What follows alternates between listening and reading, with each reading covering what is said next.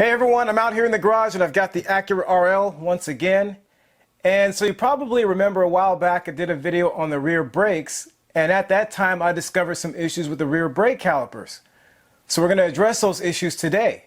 So stay tuned.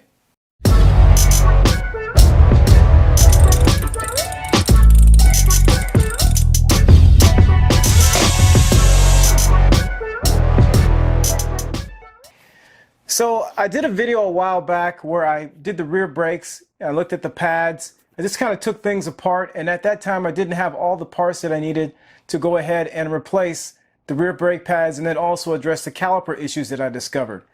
So what I'm going to do today is actually take the rear brakes apart again, and what we're going to do is address those issues that I discovered once and for all. So let's get into it. Now, the one issue that I will not be addressing today in the rear is the emergency brake shoes. Remember, we discovered that those were a little bit low. They're actually okay. I can get a little bit more life out of those, but I will keep those on my radar. And that is a lot more involved process, so I'll do that in a separate video anyway. All right, to get started, I have the rear of the car on jack stands. So check out the video I made on jacking up the rear of the Acura RL if you're unsure. Okay, so before we take this caliper off, I want to pinch off this hose and make sure that we don't have any fluid leaking out of this brake line once we get the caliper off. So I've got these hose clamps that I like to use. They're very small, very simple operation with a wing nut right there. And we're going to put that right on the brake line.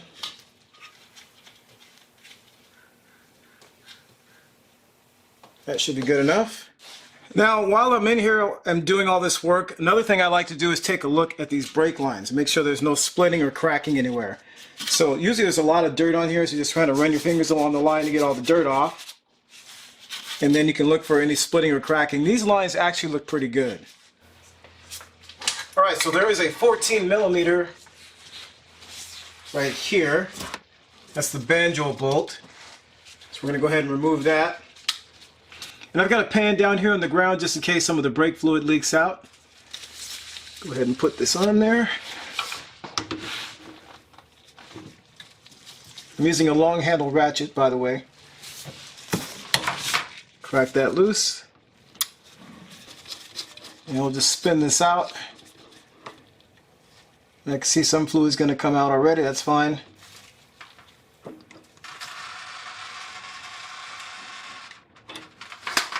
Okay. Then we'll just go ahead and slide this off. There are two washers that come off with that, so be mindful of that. You're going to have to replace those when you put your, after you rebuild the caliper, you're going to have to replace those two washers. So at this point, you can go ahead and take off these two bolts for the caliper pins, or you can just go ahead and take off the two big bolts over here for the bracket and pull the caliper and the bracket off as one assembly.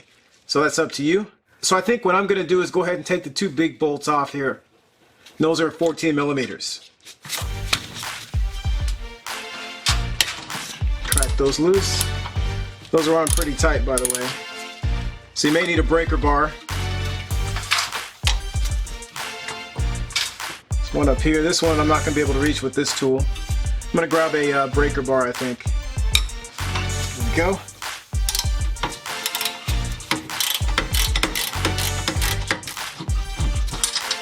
There's one.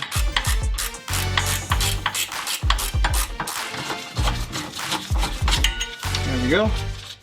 Alright, so now we can just go ahead and lift this off, hopefully. There we go. There's our caliper assembly with our bracket. We've got our pads inside there also. Since I already discussed removing the rotors in the other rear brakes video that I'll link here, we're going to move ahead and focus on the calipers. Alright, so I dropped these rotors off at the machine shop this morning and had them resurface them. I just went and picked them up. They look really good. And those are OEM rotors, so I didn't want to just toss them in the trash unless they were really badly damaged. It was $26 per rotor to have the machine, and if I had gone to the auto parts store, I would have paid about $50 at least per rotor for brand new rotors. The caliper we're going to examine first is from the passenger side. If you remember from the other rear brakes video, the outer pad on that side has significantly less remaining material than the inner pad. Alright, so the first thing I'm going to do is go ahead and pull the pads out. Slide that out this way. There's one, and then the inner pad.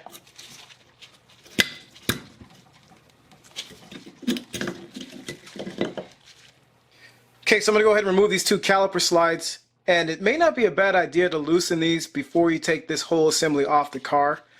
You don't have to take it apart, but at least loosen it a little bit. So I got a breaker bar with a 12 millimeter.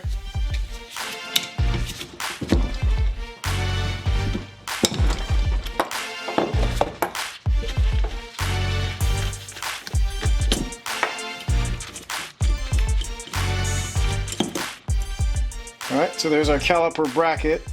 Set that aside. So I did forget to buy this bracket, so I'll have to order that separately and replace it. But how this comes out normally, you can see on the back there. Just slide that forward like that, pull up. So you slide it one way or the other, pull up, and then it comes out. So now we're down to our piston. So it looks like there's a lot of junk on here. It looks like it's not corrosion though. It looks like it's just a lot of grease and dust. But this boot looks a little swollen to me. So I probably am going to go ahead and replace that. Okay, so what we need to do next is get the piston out of the bore. So we need to get that to come out.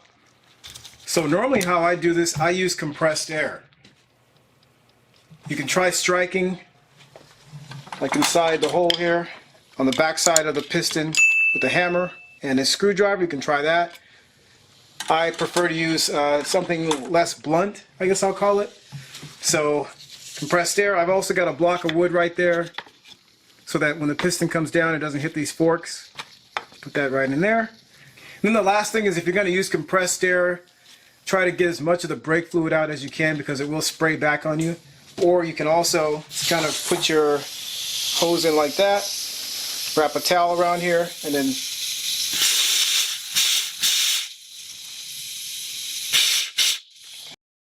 Okay, that didn't work too well.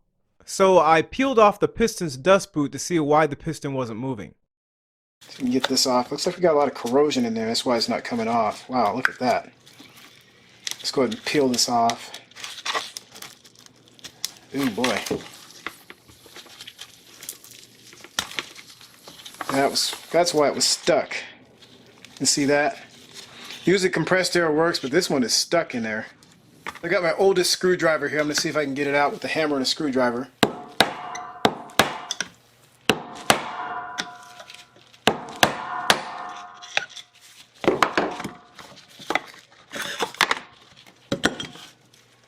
There we go. So it looks like we have a lot of corrosion right around this area. It looks like the board itself is okay though. So we can try to clean this up, but ultimately I'm probably going to have to replace this caliper. Alright, so unfortunately it looks like our piston has a lot of corrosion on it. I thought this was surface, like dirt or something, but you can tell it's not coming off very easily. And I can see some pitting right here too, so I think this is done.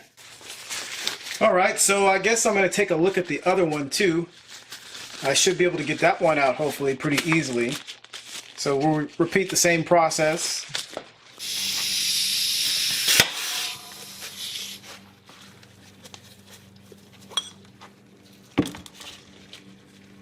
Alright, so you can see the compressed air did work that time, and that's because this piston is nowhere near as bad as that other one. I think this actually is just a bunch of grease on here.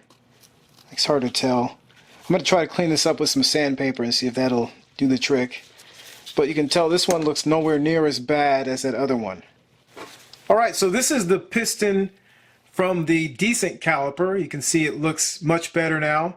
There is some pitting around here, but it's not actually on this part of the piston, so I think I can reuse that just fine. I will keep an eye on this though. This is the inside right there. It looks pretty good. A little bit of corrosion around here. I'll clean that up. Not too bad. Alright, so this is the caliper that we're going to rebuild. This is the one that is our replacement for the other side. And what I want to do now is clean this caliper up. And before I do that, I'm actually going to pull the seal out. The seal is right there. Hopefully you can see that black seal. So I usually use a pick tool. Get right in the top and just kind of flip it like that. Just grab onto it. This seal looks like it's in good shape, but I'm still going to replace it, of course. Set that aside. I'm going to try some brake cleaner first. I usually start with the least aggressive method first, see how that does, and then we'll move up to a wire brush and possibly even a Dremel.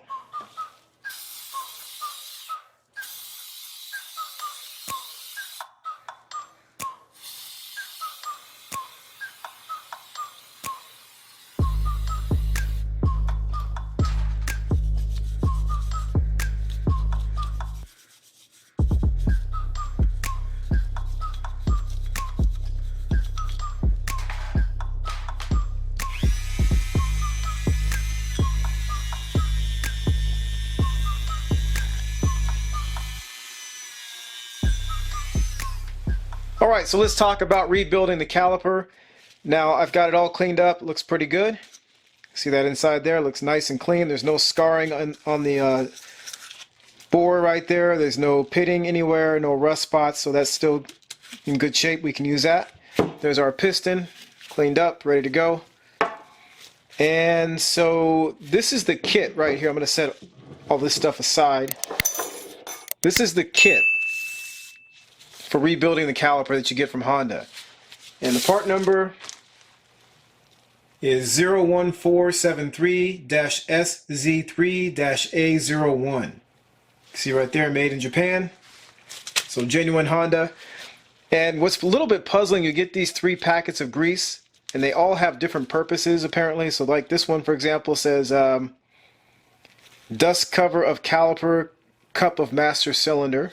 So this pink one. Pen moving portion, so that would be the slide pens here. So that's different. This one, from what I understand, is used inside here. So that's where the piston's going to contact this rubber gasket. So that's my understanding on this one. There's no description on this one as to what it's for. Now, if I didn't purchase the genuine Honda rebuild kit, I would use 3M silicone paste in place of all 3 greases. We also have these 2 boots. We'll replace those. And then we've got our 2 washers for the banjo bolt. And right here, that's our dust boot. It goes right here for the caliper. So we're going to do this one first. Okay. And I'll put a little bit of grease on there. I'll just rub a little bit around here. Pop this side in. Alright. So that's in there. Alright, so I'm attempting to put the piston and this dust cover back inside the caliper here. So I've got some of this Shin Etsu, this stuff here. I put that on the outside of the piston and also inside of here. And then this pink stuff I put on the dust cover just a little bit. So to get this back in here, we've got to get our dust cover in this groove right there. So that's a tough thing to do. And at the same time, you got to slide your piston in, because we can't put the dust cover in and then put the piston in because there's not enough space. It's just a little bit too tight. Once this dust cover's in, to be able to slide the piston in, you'll probably tear the boot. If you put the piston in first and then put the dust cover in after that, then the piston is in the way of this groove, so the dust cover won't slide into the groove. So it's a little tricky. So what I'm going to do is go ahead and slide this down to the end of the piston like that. And I'm going to put this in at an angle, kind of like this, so that the back part of it at least is in the groove. It's hard to see it though. So I'm going to slide it in like this, hopefully. Like that, hopefully. Looks like it's in there in the back. It's just a matter of now getting it to fall into the groove the rest of the way around the piston.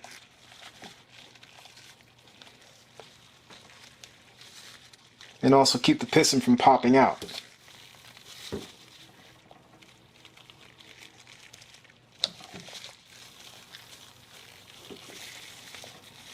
Yeah, as long as the dust cover is below This area here, that's a pretty good indicator that it's actually in the groove.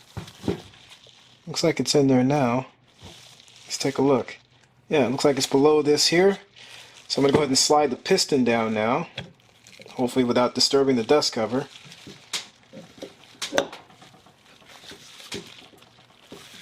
It's not straight. There we go. Okay. And that's in there. So once you slide it down like that, the rest of the dust cover will go into the groove on the piston. So now that should be good. A little bit tricky, but we got it done. So like I said, what I would do is slide the piston in at an angle in the back, at least get the groove started.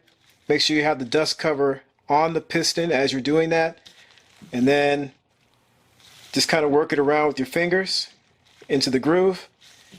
Once you do that, slide your piston down, and then it'll automatically fall into the grooves on the piston.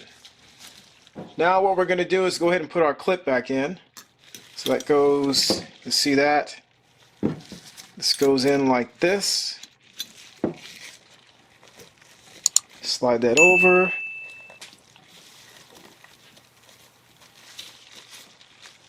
There we go. Just drop that down and slide that back to the middle. And that's in now. Okay, so next we're going to work on our caliper bracket. We've got, first of all, to take these bolts out. Set those down. And this comes out. This is one of our slide pins. Use your thumb and just peel it off like that. And then just pull this out. Okay, set that aside. Pull this other one out. That one's pretty stiff. Wow. So the boots just come off like this very easily. There's one of them. And then the second one. Alright, so I'm going to cut this open. Go ahead and put some of this on there.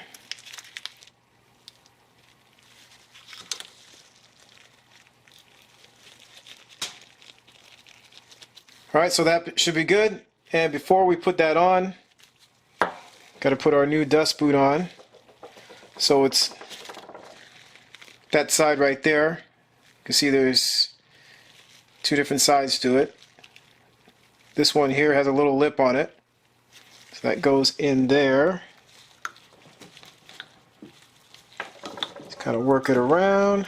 Yep. That's in. So do the same thing to this one.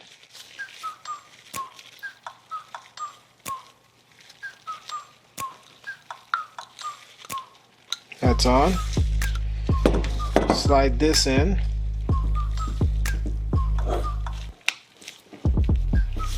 Make sure that locks back on there. Slide that in.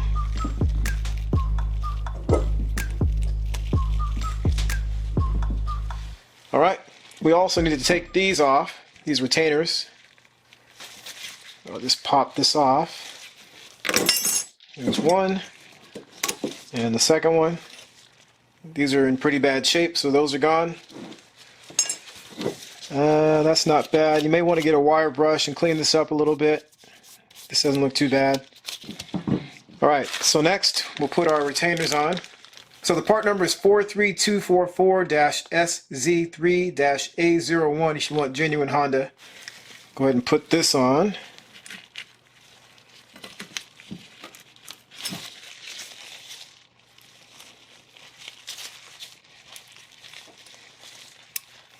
And the same thing on the other side. There we go. That's on. Just snapped right in place there. That's why I like using Honda's parts. Alright, so we've got that all taken care of. So now we can start putting our caliper back on the car.